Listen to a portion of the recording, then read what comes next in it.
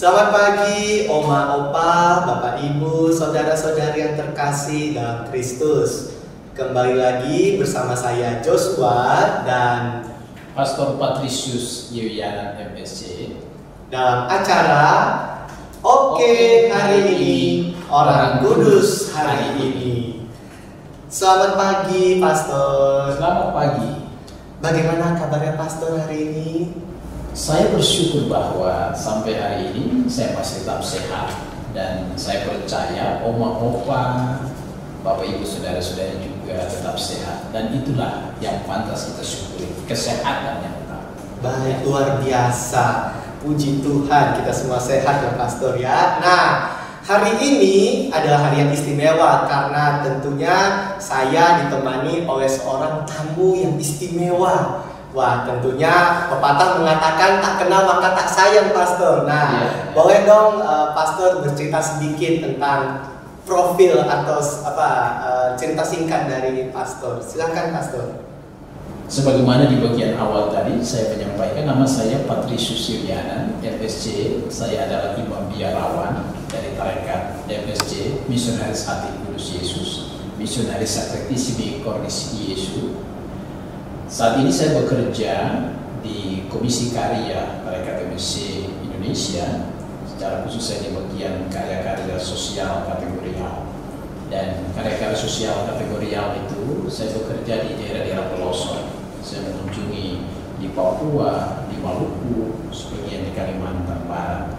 Dan saya sudah bekerja sejak saya diterbitkan menjadi imam. Saya bekerja di karya-karya sosial hingga saat ini. Sebagai biarawan sudah 27 tahun sebagai biarawan. Baik, luar biasa sekali ya. Jadi kita kedatangan tamu yang cukup jauh dari Jakarta dan ternyata berkarya di daerah-daerah yang sangat pelosok yang mungkin kita sendiri belum pernah ke sana ya, ke Maluku, Papua, Kalimantan. Luar biasa sekali memang tamu istimewa kita pada hari ini. Dan tentunya juga pada hari ini tanggal 11 Oktober juga hari yang istimewa karena kita akan mendengarkan kisah dari Santo Paus Yohanes ke-23. Wah, ini saya kira pas sekali momennya ini ya. Mungkin Pastor boleh diceritakan siapa Santo Paus Yohanes ke-23 ini, Pastor?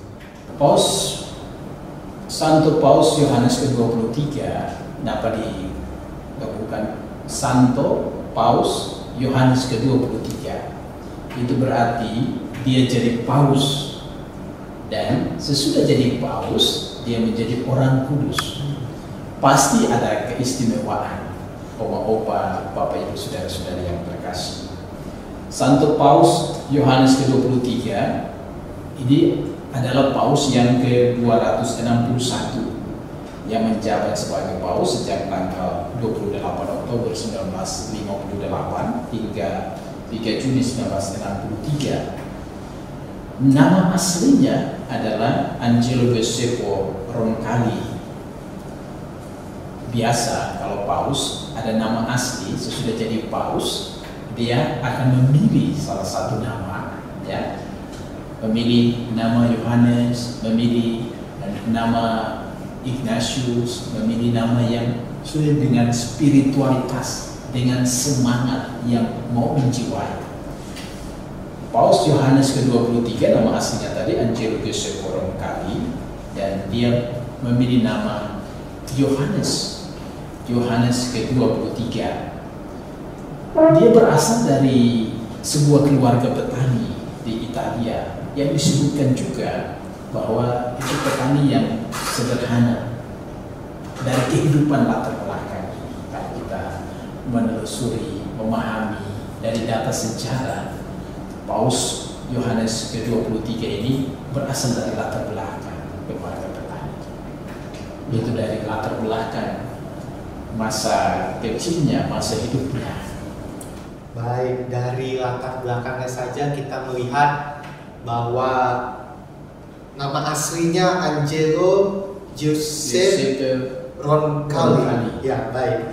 Angelo Giuseppe Roncalli. Nah, lahir dari sebuah keluarga yang sederhana. Lalu bagaimana Pastor selanjutnya ketika beliau menjadi seorang imam, lalu bahkan akhirnya menjadi seorang paus, pastor?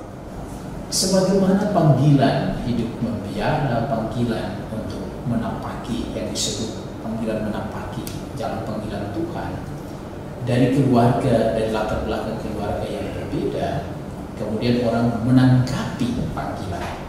Kalau data sejarah menyebutkan Angelo Giuseppe masuk seminari menengah di Bergamo dan melanjutkan ke seminari tinggi di Roma. Itu berarti dia merasa terpanggil untuk menapaki jalan panggilan, dan sebagaimana setiap biarawati rohaniwan merasakan bahwa saya terpanggil, maka harus ada langkah untuk menempuh panggilannya. Maka jalannya masuk seminari. Seminari adalah sekolah khusus di mana setiap orang yang terpanggil untuk mau menjadi imam, mau menjadi orang-orang yang menjawab panggilan Tuhan. Dan dia masuk ke seminari di Roma, kemudian dia menjalani masa pembinaan di seminari, dan dia ditapiskan menjadi imam pada tanggal 10 Agustus 1904. Dan sesudahnya itu dia menjalankan tugas-tugasnya sebagai seorang imam. Baik, setelah ditabiskan, lalu bagaimana perjalanan selanjutnya sehingga dari seorang imam akhirnya bahkan sampai menjadi pemimpin tertinggi gereja Katolik, menjadi paus? Bagaimana pastor cerita? Pada posisi itulah kita memahami bagaimana kesaksian hidupnya sebagai seorang imam ini. Dari data sejarah menyebutkan bahwa tugas pertamanya sebagai seorang imam adalah menjadi sekretaris uskup di Bergamo yang diembannya sampai pada tahun 1914, dan peranannya yang istimewa kemudian dari sekretaris uskup ini kita melihat dari data sejarah menyebutkan saat Perang Dunia Pertama pecah, Angelo Giuseppe bergabung dengan militer sebagai pastor. Ini luar biasa kalau kita lihat dari data sejarahnya. Dan dia juga berperan sebagai anggota korps medis. Ini jadi pastor dan juga sebagai korps medis. Dan ini luar biasa, satu panggilan tugas yang luar biasa. Tugas ini bagi orang pada masa itu, apalagi di medan perang, itu dianggap sebagai tugas yang berbahaya. Dan tugas yang berbahaya ini dijalani sampai Perang Dunia Pertama selesai. Setelah Perang Dunia Pertama itu selesai, Angelo Giuseppe kembali ke Roma dan bekerja membantu Paus Pius ke-11 di Vatikan. Dan pada tanggal 3 Maret 1925, Paus mengangkatnya sebagai uskup agung Orleans. Ini mau menunjukkan kepada kita bahwa dia berperanan. Jadi tadi sebagai imam di medan pertempuran, medan peperangan, kemudian sesudahnya itu Paus angkat dia, dan ini sesuatu yang luar biasa. Baik, kita tadi lihat bahwa perjalanan hidup sebagai seorang imam saja luar biasa. Nah, sekarang ketika sudah menjadi seorang uskup agung, bagaimana akhirnya uskup Roncalli gitu ya, kemudian bisa sampai menjadi seorang paus, pastor? Opa, Bapak Ibu, saudara-saudara terkasih, satu hal yang menarik, mengapa Paus mengangkat dia menjadi uskup agung? Tentu melihat kesaksian hidupnya. Yang kedua, kehidupannya, kesetiaannya, apalagi tadi disebutkan dia setia di medan perang sebagai korps militer, juga medis, dan itu luar biasa. Maka saya yakin Paus Pius ke-11 pada masa itu melihat teladan hidup ini, kemudian mengangkat dia menjadi paus. Tahun 1931, Paus menunjuknya sebagai perwakilan diplomatik Vatikan untuk Bulgaria. Ini. Kemudian pada tahun 1935, ia menjadi perwakilan diplomatik Vatikan untuk Turki dan Yunani. Dan pada tanggal 23 Desember 1944, Paus menunjuknya sebagai duta kepausan ke Perancis untuk memediasi pertikaian yang terjadi, lebih kepada pertikaian dalam internal gereja. Dan itu peranan yang luar biasa yang dijalankan oleh Uskup Angelo Giuseppe ini. Dan dari peranan-peranannya itu, apa yang terjadi? Kardinal kemudian 5 tahun kemudian, itu tahun 1953, Kardinal Angelo Giuseppe Roncalli, yang waktu itu dia sudah berusia 77 tahun, dia terpilih menjadi paus dalam konklav. Konklav itu berarti pemilihan. Dari kardinal memilih siapa yang menjadi paus. Dan pada saat itu Angelo Giuseppe terpilih menjadi paus. Luar biasa sekali. Jadi kita sudah mendengar bahwa panggilan hidup dari seorang imam, lalu menjadi uskup agung, lalu menjadi kardinal, hingga menjadi paus, ternyata sangat luar biasa begitu ya Pastor ya. Jadi sampai akhirnya di usia 77 tahun ya, cukup senior begitu ya kalau boleh saya bilang ya Pastor ya. 77 tahun jadi seorang paus setelah meninggalnya Paus Pius ke-12. Nah, lalu ketika menjadi paus dalam usia yang cukup senior 77 tahun, bagaimana kiprahnya terhadap gereja, Pastor? Opa, saudara-saudara yang terkasih, ini pertanyaan yang sangat bagus. Inilah yang membuat dia kenapa kemudian menjalani proses beatifikasi, kanonisasi menjadi seorang kudus. Karena selain peranan kehidupannya dari latar belakang, kesaksian hidupnya sebagai seorang imam, juga kesaksian hidupnya sebagai seorang uskup agung, dan sampai pada dia dipilih menjadi paus. Satu hal yang menarik dari data sejarah yang kita lihat, paus ini kepemimpinan sebagai paus cukup singkat, dan disebutkan karyanya sangat luar biasa yang membuat ia mendapat julukan Paus Yohanes yang baik. Mengapa demikian? Kalau kita menelusuri dari data sejarah menyebutkan mengapa dia disebutkan Paus Yohanes yang baik. Sebenarnya dari beberapa data menyebutkan paus ini sangat menekankan tugas pastoral bagi setiap orang, bagi para uskup dan para imam lainnya, dan ia mempromosikan reformasi sosial bagi para buruh, masyarakat miskin, anak-anak yatim, dan anak-anak yang terlantar.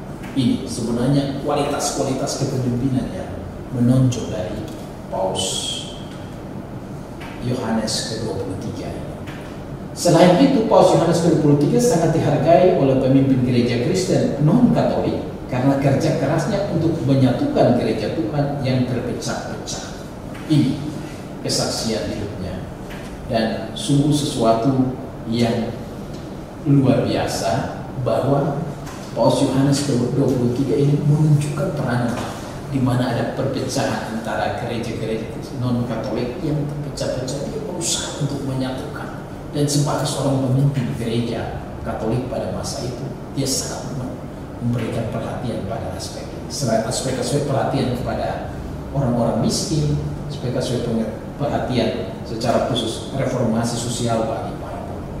Baik, jadi ternyata kiprahnya sebagai seorang paus itu luar biasa juga ya Pastor ya. Tidak hanya menekankan tugas keluar untuk dunia sosial, tetapi juga bagaimana hubungannya dengan gereja-gereja, hubungannya dengan sesama murid Kristus begitu ya Pastor ya. Jadi berusaha mereformasi hubungan sehingga hubungan yang awalnya terpecah kemudian berusaha untuk disatukan kembali. Luar biasa sekali, sehingga memang pada waktu itu ya ini sesuatu yang tidak lazim begitu ya Pastor ya. Jadi memang luar biasa. Dan mungkin satu lagi Pastor, kiprah yang paling menonjol dari Santo Paus Yohanes ke-23 ini apa Pastor? Salah satu yang menonjol dari data sejarah, dia menentang komunisme. Dan itu data sejarah menyebutkan bahwa dia menentang gerakan komunisme, bahkan dia mengeluarkan perang bagi umat Katolik untuk memilih partai yang mendukung atau yang berhaluan komunis. Dan itu salah satu kiprah sebagai tokoh, sebagai seorang pemimpin gereja Katolik sedunia.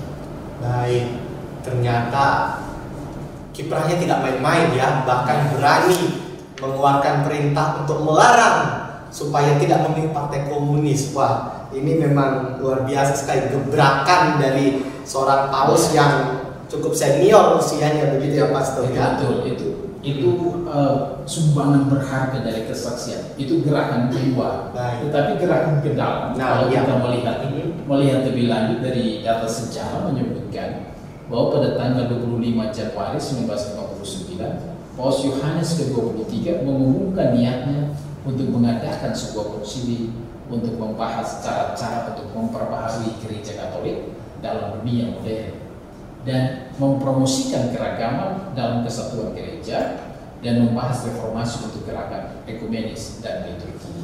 Dan itu juga salah satu sumbangan gerakan ke dalam. Bahkan kita sekarang sebenarnya berada di era di mana niat yang dicanangkan oleh Paus Yohanes ke-23 ini yang kita terus pegang dalam dokumen-dokumen gereja, apalagi dokumen konsili Vatikan kedua. Karena itu pada tanggal 11 Oktober 1962 dilaksanakan sebuah konsili besar di abad modern yang kemudian dikenal sebagai konsili Vatikan kedua.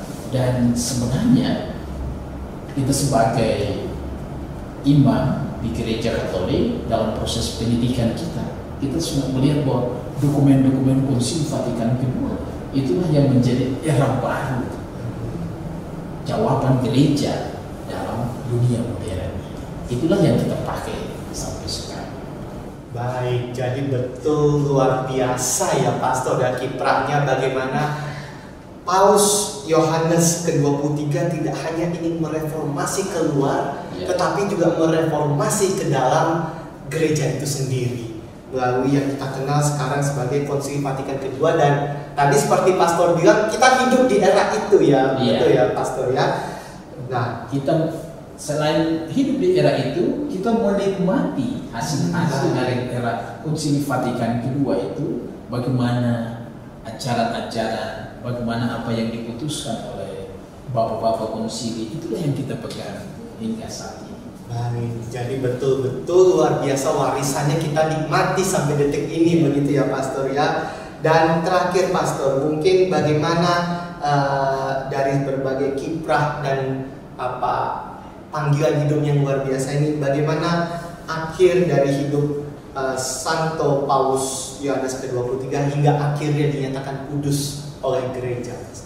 Oma dan Ova, Bapak Ibu saudara-saudara yang terkasih, tadi saya sudah menyebutkan tentang bagaimana kesaksian hidupnya, dan kesaksian hidupnya sebagai imam, kesaksian hidupnya sebagai uskup agung, kemudian kesaksian hidupnya sebagai kardinal, dan terakhir kesaksian hidupnya sebagai paus. Sudah menunjukkan bahwa dia mencintai gereja, tetapi juga perhatian untuk kesatuan di dalam gereja, juga perhatian untuk bahkan mempersatukan gereja-gereja Kristen non-Katolik, serta sumbangan yang terbesar bagi gereja dengan Konsili Vatikan kedua. Dari sisi itulah maka kita dilihat kembali bagaimana perjalanannya. Maka di waktu Paus Yohanes ke-23 ini wafat pada tanggal 3 Juni 1963 di Vatikan Roma. Pada saat itu kemudian dalam perjalanan sejarah disebutkan dia dimakamkan di Basilika Santo Petrus di Roma, Italia.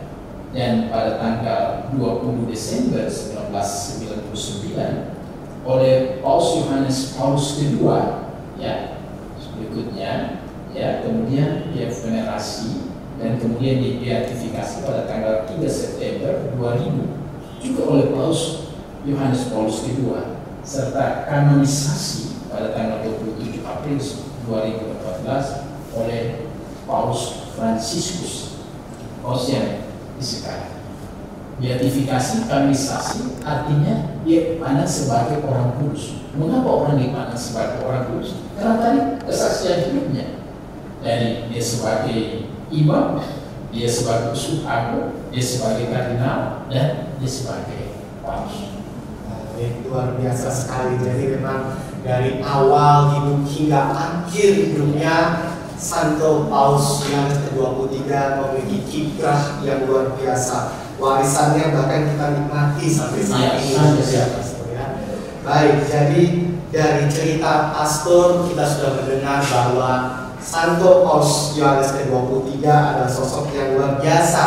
Beliau adalah Paus kita yang ke-261, dan meskipun menjabat dalam waktu yang tidak lama ya, sekat, banyak kiprah yang dihasilkan dan kita nikmati sampai saat ini.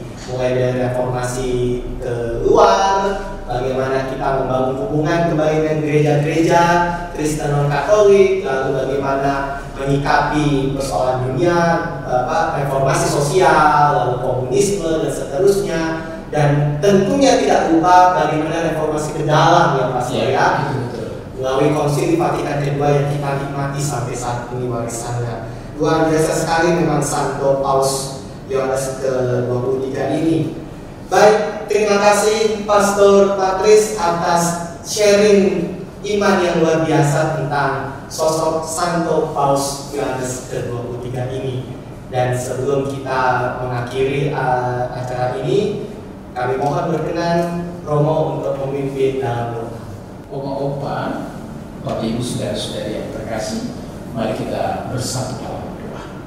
Di nama Bapa dan Putra dan Roh Kudus. Amin. Allah yang Maha Kasih, terima kasih karena Engkau memberikan kepada kami keteladanan hidup orang-orang kudus, orang-orang yang berjuang untuk setia, orang-orang yang menapaki jalan panggilan-Mu dengan menunjukkan keteladanan hidup. Mereka meninggalkan cinta dan kebaikan, pengorbanan untuk kami. Berkatilah kami semua, secara khusus berkatilah oma-opa, Bapak Ibu, saudara-saudari yang terkasih, agar kami pun dari hari-hari hidup kami tetap berjuang untuk menunjukkan cinta dan kebaikan di tengah gereja dan masyarakat. Santo Paus Yohanes ke-23, berdoakanlah kami. Kemuliaan kepada Bapa dan Putra dan Roh Kudus, seperti pada permulaan, sekarang, selalu, dan sepanjang segala abad. Bapa dan Putra dan Roh Kudus. Amin. Terima kasih Pastor Patris yang sudah membagikan kisah yang luar biasa tentang Santo Paus Yohanes ke-23, dan tentunya juga terima kasih kepada opa-opa, Bapak Ibu, saudara-saudara yang terkasih atas kebersamaan kita pada hari ini. Sampai jumpa di acara Oke hari ini, Orang Kudus hari ini berikutnya.